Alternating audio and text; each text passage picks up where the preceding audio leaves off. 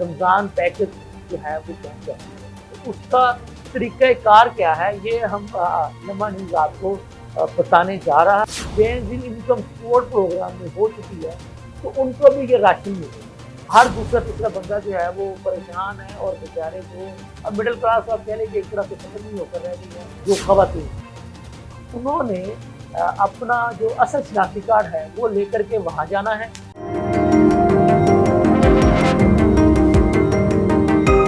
بسم اللہ الرحمن الرحیم، لمحہ نیوز کے ساتھ میں ہوں سراج ملک۔ ناظرین، بات یہ ہے کہ ابھی چونکہ رمضان شریف کی آمد ہونے والی ہے اور پنجاب کی 9 منتخب وزیر اعلیٰ مریم نواز صاحبہ نے سب سے پہلے جو اعلان کیا تھا وہ رمضان کے پیش نظر یہی کیا تھا کہ نگہبان رمضان کے نام سے مستقیم کے گھروں کی دہلیز پر رمضان پیکج جو ہے وہ پہنچ جائے گا۔ تو اس کا طریقہ کار کیا ہے یہ ہم لمحہ نیوز آپ کو بتانے جا رہا ہے تاکہ جو مستحقین ہیں وہ اس طریقہ کار کے مطابق جو ہے وہ اپنے آپ کو رجسٹر کروا کے اس رمضان نگہبان پیکج سے جو وزیر اعلیٰ پنجاب نے متعارف کروایا ہے اس سے وہ فائدہ اٹھا سکتے ہیں۔ طریقہ کار یہ ہے کہ ہم آپ کو یہ بتا دیں کہ احساس راشن پروگرام ایک ہوا تھا جو ہماری سابقہ پی ٹی آئی کی اس دوران ان کا ایک آپ کہہ لیں کہ جو انٹر سٹی جو آپ اس کو شہر کے اندر آپ کہہ لیں کہ آفس ہے وہ لاہور میں گڑی چوک کا ہمارا جو ایک علاقہ ہے برنی روڈ پر ایک سرکاری اسکول میں ایک رجسٹریشن تو وہاں ہو رہی ہے، دوسری رجسٹریشن ہمارا جو علاقہ ہے ہربنس پورا اس کی جگہ ہے، اس کا ایک علاقہ ہے بینسے والا باڑہ جہاں پہ بینسے وغیرہ وہ بڑا مشہور لگی ہے۔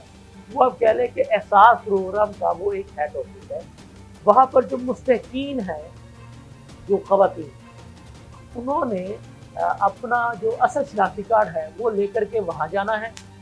صرف شناختی کارڈ لے کر کے جانا۔ تو وہاں پر جا کر کے انہوں نے اپنی رجسٹریشن کروانی۔ رجسٹریشن کیا ہے وہ یہی ہے کہ وہ پوچھیں گے کہ جی آپ کے جو ہے جو مرد حضرات ہیں ان کی آمدن ہے نہیں ہے، گھر اپنا ہے کرائے پہ ہے، تو اس طرح کے وہ جو ایک کچھ انہوں نے سوالات کر کے تو اس کے مطابق جو ہے وہ آپ کے ڈیٹا مرتب کر کے تو آپ رجسٹریشن کر کے تو جو متعلقہ جو ادارہ ہے جس کی ذمہ داری لگائی گئی ہے کہ اس کے تحت وہ جو مستحق جو گھرانہ ہوگا اس کے گھر کی ضرورت پر وہ راشن پہنچایا جائے گا وہ پہنچ جائے گا۔ ایک تو اس کا طریقہ کار یہ ہے۔ دوسرا انہوں نے کیا کیا کہ جو احساس پروگرام میں جو لوگ پہلے سے رجسٹرڈ تھے ان کو بھی وہ پروگرام ملے گا۔ اسی طرح سے تیسرا جو ہے آپ کیا لیں کہ جن کی registration Benazir income support programme میں ہو چکی ہے تو ان کو بھی یہ راشن ملے گا۔ تو ہم نے چونکہ سوچا لمحہ کہ تقریم کے وساطت سے ہم آپ کو یہ بتا دیں کیونکہ اس وقت ایک مہنگائی بےروزگاری کی وجہ سے ہر دوسرا تیسرا بندہ جو ہے وہ پریشان ہے اور بیچارے جو اب مڈل کلاس آپ کہہ لیں کہ ایک طرح سے ختم نہیں ہو کر رہ گئی ہے، تو جو متوسط طبقہ ہے وہ بیچارے دوسرے سے یہی پوچھتا ہوا دکھائی دیتا ہے کہ اس راشن پیکج کو جو رمضان پیکج کو حاصل کرنے کا طریقہ کار کیا ہے۔ تو ہم نے سوچا یہ آپ کو لمحہ کی توسط سے آپ کو یہ اہم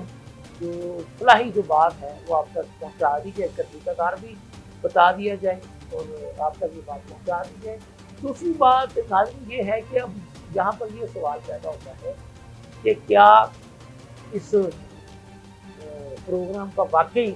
عوام کو فائدہ ہوگا یا نہیں، یہ ایک سوال۔ ہماری ایک تجویز ہے کہ اگر محترمہ وزیر اعلیٰ صاحبہ کو پسند آئے کہ اگر اس کی بجائے آپ جیسے ہر گلی محلوں میں آپ کو پتہ ہے کہ وہ جو کریانیوں کی دکانیں کریانوں کی دکانوں کی ہوتی ہیں کہ آٹا کی دال وہاں پہ مل جاتی ہے، اگر یہی جو اربوں روپے کی سبسڈی جو محترمہ وہاں پہ دے رہی ہے تو اس وقت اگر فرض کیا 10 کلو والے آٹے کی جو قیمت ہے ان دکانوں پہ وہ 1400 روپے سے کم نہیں، اگر وہ یہی آٹا سب کے لیے 400 روپے کا پورا جو 1000 روپے اس کو آپ سبسڈی کر وہ اس کی مد میں دے دو تو وہ ہر دکاندار کو اس کا پابند کیا جائے کہ آپ یہ 1400 کی بجائے 400 روپے کی آٹا کا مطلب وہ ہر آنے والے کو دینا. تو میں سمجھتا ہوں اس سے وہ جو سفید پوش کرتا جو بیچارہ آپ کہہ لیں کسی بھی وجہ سے ساتھ پروگرام میں نہیں جاتا یا انگلش کے پروگرام میں نہیں جاتا یا ایسے جیسے نہیں جاتا یا بعض اوقات یہ ہوتا ہے کہ ان کا ایک طریقہ کار ہے کہ جس کے پاس اپنی موٹر سائیکل ہے تو اس کو وہ نہیں ملے گا. تو پاپا اگر جس کے پاس موٹر سائیکل اگر اس نے کسی اچھے وقت میں لے بھی لی ہے تو اب وہ بیچارہ پیٹرول کی جو ہے وہ کھپت نہ برداشت کرنے کی وجہ سے اس کی موٹر سائیکل تو گھر کھڑی ہے لیکن کیونکہ اس کے نام ہو چکی ہے وہ بیچارہ جو ہے وہ اس سے محروم رہ رہا ہے. تو اس لیے ہم نے یہ مناسب سمجھا ہماری تجویز اگر محترمہ کو پسند آئے ان کی جو بیوروکریسی ہے ان کو بھی اگر ناگوار نہ ملے تو تجویزیں دینا ان کا کام ہوتا ہے. کوئی اور دے تو ان کو یہ بڑی ناگوار چیزیں میں باتیں حالانکہ وہ اس طرح کی تجویزیں دیتے نہیں ہیں کیونکہ وہ تو خود انہیں ہر چیز تو ویسے مل جائے گی تو انہیں کیا پتا ہو کہ عوام کے دکھ درد کیا ہوتے ہیں. تو ہم نے تو وہ چیز بتائی ہے کہ جس سے گورنمنٹ جو ہے بآسانی جو ہے نا اس پہ یہ کام کر سکتی. جب دکاندار کو ایک چیز کو جیسے وہ اگر گورنمنٹ اس کو یہ کہہ رہے کہ ابھی تم نے یہ 400 روپے کا آگے بیچنا ہے تو دکاندار کو بھی اگر 50 روپے کی سزا گورنمنٹ اپنے پاس سے وہ دے اس کی آپ اس کو کہہ لیں ایک جائز کمائی کہہ لیں محنت کہہ لیں ظاہر ہے اس میں بھی فائدہ ہے اس میں بھی دکان کا دیں گے اس میں بھی دکان کا کرایہ بھی دینا ہوگا 100 جو اس میں معاملہ آ گیا تو وہ خوشی سے ظاہر ہے 400 بیچے گا. اس میں ذخیرہ اگر اندوزی کا آپ کو کوئی اندیشہ ہو تو اس کے لیے آپ کے جو محکمے ہیں وہ آپ ان کو باہر نکالیں نا ٹھیک ہے. اور کوئی اگر گورنمنٹ کی مقرر کردہ قیمت سے زائد فروخت کرتا ہوا نہیں پایا جائے تو اس کے لیے آپ کے پاس گوشت موجود ہے تو وہ آپ کریں. تو میں یہ سمجھتا ہوں اسی طرح سے جیسا آٹے کا ایک آپ ایسے اسی طرح سے گھی کے بھی ہو سکتا ہے اسی طرح سے چینی کے بھی ہو سکتا ہے اسی طرح سے جیسے رمضان میں بیسن کا استعمال ہوتا ہے تو اس میں بھی ہو سکتا ہے. تو یہ جو اس طرح سے جیسے وہ مختلف قسم کے جو مشروبات جو ہیں وہ لوگوں میں گھروں میں افطار کے لگ کر استعمال کرنے ہوتے ہیں تو ان کی پرائس پہ بھی گورنمنٹ جو ہے وہ اس طرح کی کر سکتی ہے. کہنے کی بات یہ کہ فلاحی ریاست کا کام کیا ہوتا ہے یہی ہوتا ہے نا کہ وہ جو عوام کی ضروریات زندگی کی جو چیزیں وہ ان کی دہلیز پر ہی مہیا کرے. دہلیز پر مہیا کرنے کا ایک جو بہترین طریقہ ہے وہ ہم نے آپ کو بتا دیا. اس سے نہ قطار لگے گی نہ جیسے ہم نے آپ کو بتایا کہ جہاں تک رجسٹریشن ہو رہی ہے وہاں پر اتنی لمبی لمبی قطاریں لگی ہوئی ہیں. بیچاری مائیں کہنے ہیں وہ اگر 7 بجے کا آفس کے کھلنے کا ٹائم ہے تو بیچاری صبح 5 بجے وہاں پہنچ جاتی ہیں کہ چلے ہماری گاڑی آ جائے ہمارا کام ہو جائے. تو یہ بات یہ ہے کہ ان کو اس ضلالت سے بچانے کے لیے جب ہر بندے کو یہ پتا ہوگا کہ میں جس وقت بھی جاؤں گا دکان سے مجھے ہر چیز جو ہے وہ اسی رعایتی نرخوں پر مل جانی ہے تو اس بیچارے کی نیند بھی نہیں خراب ہوگی اس کا خون بھی نہیں تباہ ہوگا اور وہ جناب باعزت چیزیں بھی لے گا. ہم نے سوچا کہ آج تو ہم نے سیاست پر بڑی بات کرتے ہیں روز کرتے ہیں ابھی کریں گے. تو بات یہ ہوتا ہے سیاست کو دیکھا جائے تو یہ فلاحی سروسز کا نام ہے نا. سیاست کا مطلب یہ ہوتا ہے کہ میں اپنی خدمات اپنی سروسز جو ہیں رضا کرانہ میں اپنے عوام کے لیے میں پیش کرتا ہوں. لیکن ہمارے ہاں تو خیر جیسے میں پہلے بھی اپنے ہر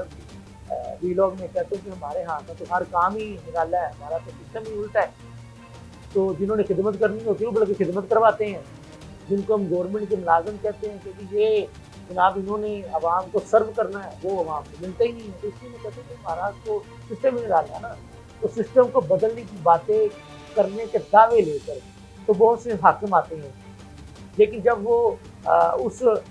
حاکم والی کرسی پہ بیٹھ جاتے ہیں نا تو پھر وہ بھی اسی جو جن کو میں برا کیسی کرتا ہوں پھر وہ بھی ان کی رنگ میں رنگے جاتے ہیں. پھر وہ بھی انہیں کی جو بولیاں جو ہے بولنا شروع کر دیتے ہیں اور عوام بیچارے جو یہ آس امید لگائے بیٹھے ہیں کہ انہیں ریلیف ملے گا تو وہ بیچارے دیکھتے رہ جاتے ہیں منہ چکتے رہ جاتے ہیں تو ان کی سننے والا کوئی نہیں ہوتا. بہرحال آپ کو سننی پڑے گی. میں بار بار آپ کو پھر وہی یاد کرواتا ہوں دہراتا ہوں کہ 8 فروری کا جو الیکشن ہے یہ تمام سیاسی جماعتوں کے لیے ایک ٹریلر ہے ایک لمحہ فکری ہے.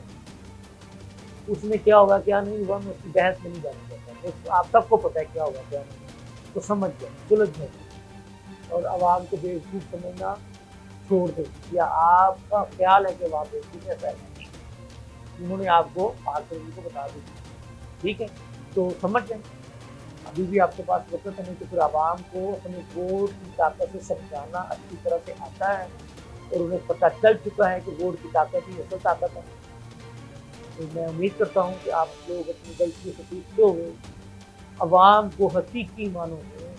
जो आप लोगों के इंतखाबी नारे वादे थे उसके मुताबिक अमल करते हुए उनको रिलीज कीजिए। इसके साथ ही इजाज़त दीजिए। अल्लाह हाफ़िज़।